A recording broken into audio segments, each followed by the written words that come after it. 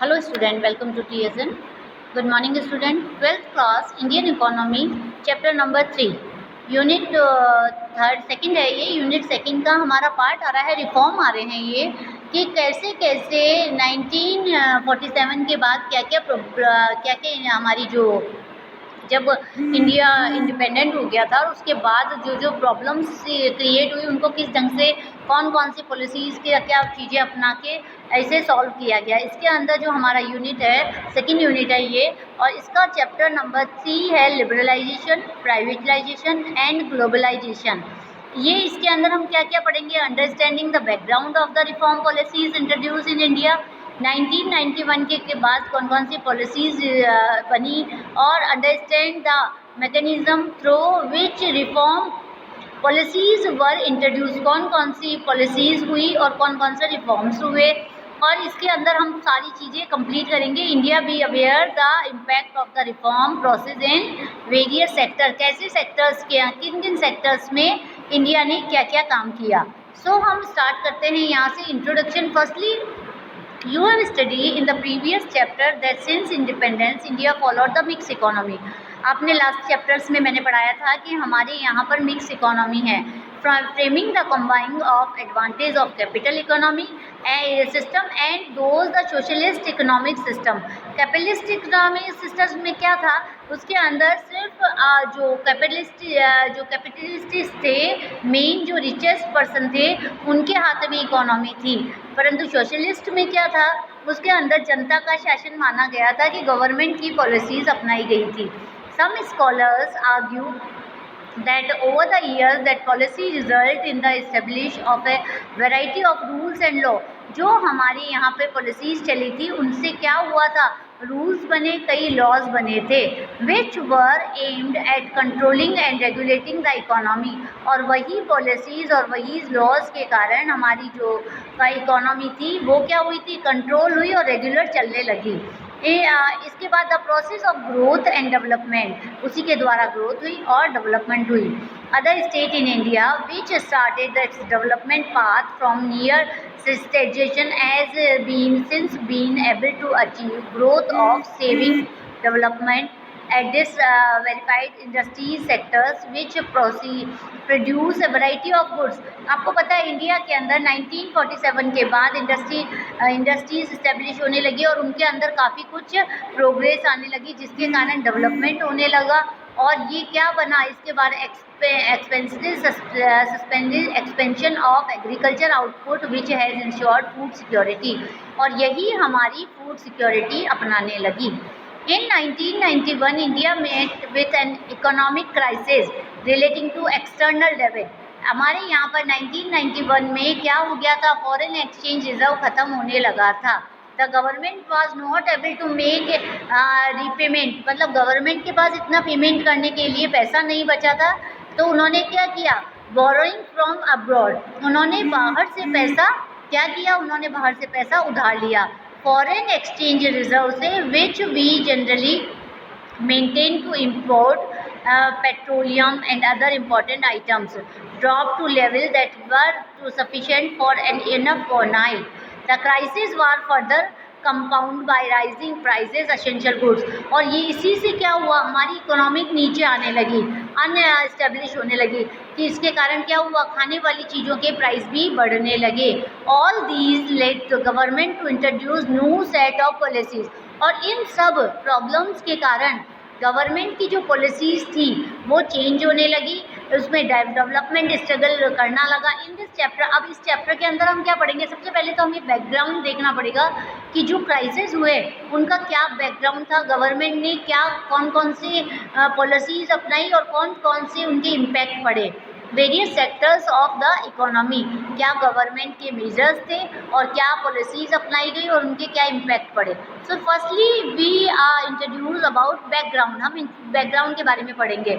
In original the financial crisis 1991 में अभी बताया गया है कि क्राइसिस हुआ था। ये crisis can be trace from the inefficient management to the Indian economy in 1980s की जो मैनेजमेंट पॉलिसीज़ थी इंडिया की वो ढंग से नहीं चली, इस कारण 1991 तक बहुत बुरी स्थिति आ गई। We know that for implementing various policies and general administration the government generates fund from various sources.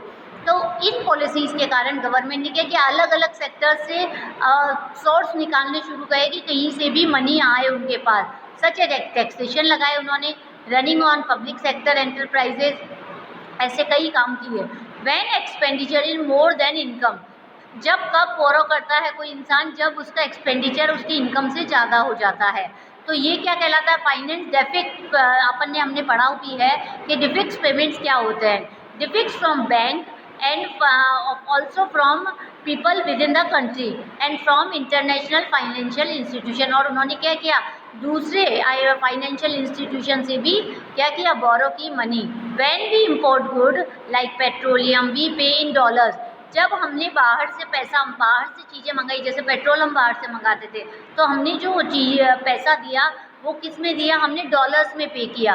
Which we earn from our export, जो हमने किससे लिया था, हमारे एक्सपोर्ट से लिया था। जो हमने चीज़ें बाहर भेजी थी उनका जो पेमेंट हमारे पास आया था डॉलर्स में, उसी को हमने वापस इम्पोर्ट में भेज दिया।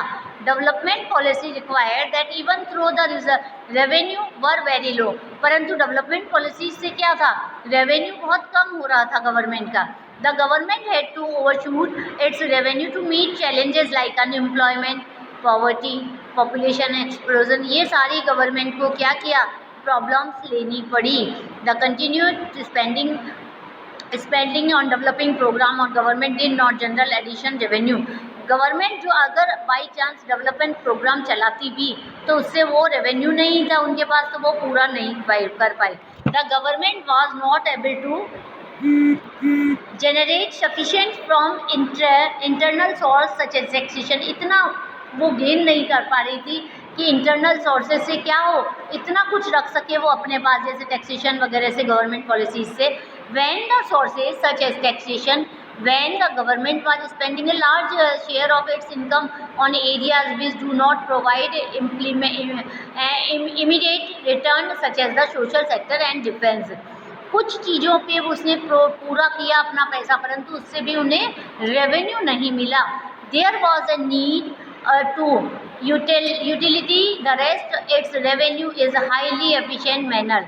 The income from public sector, जो पब्लिक सेक्टर से जो इनकम हो रही थी, undertaking was also not very high to meet growing expenditure, उसको हम इतना नहीं आ रहा था कि हम उससे कुछ मतलब कि कुछ आगे बढ़ा सके किसी चीज़ को, या एक्सपेंडिचर पे कुछ ज़्यादा खर्च कर सके।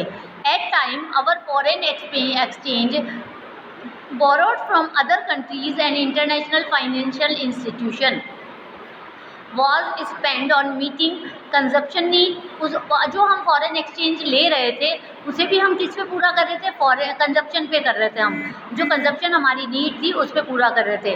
Neither was an attempt made to reduce such profligate spending not sufficient efficient to was given to boost export to pay the growing imports.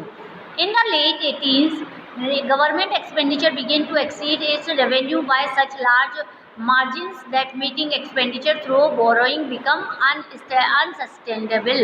जो ये प्राइजेस क्या हुए, बढ़ने लगे, प्राइजेस बढ़ने लगे तो क्या हुआ, import grow a very high rate without matching growth of export, मतलब कि रेट बढ़ने लगी हर चीज़ की, तो एक्सपोर्ट और इम्पोर्ट में भी अंतर आने लगा। As pointed out earlier, foreign exchange reserve declined to a level, और foreign exchange और गिरने लगा, that was not equivalent to finance import of more than 2 weeks। मतलब हमारे पास इतना नहीं था कि हम 2 वीक से ज़्यादा किसी चीज़ का इम्पोर्ट कर सकते थे। There was also not sufficient foreign exchange to pay to interest that the need to be paid to international leader। So also no country और international founder was willing to lean to India, मतलब कि जब हमारे यहाँ पर स्थिति ऐसी थी तो कोई फॉरेनर भी अपना पैसा इन्वेस्ट इंडिया में नहीं करना चाहता था। सो इंडिया की स्थिति उस समय क्या थी, बहुत नीचे आ गई थी।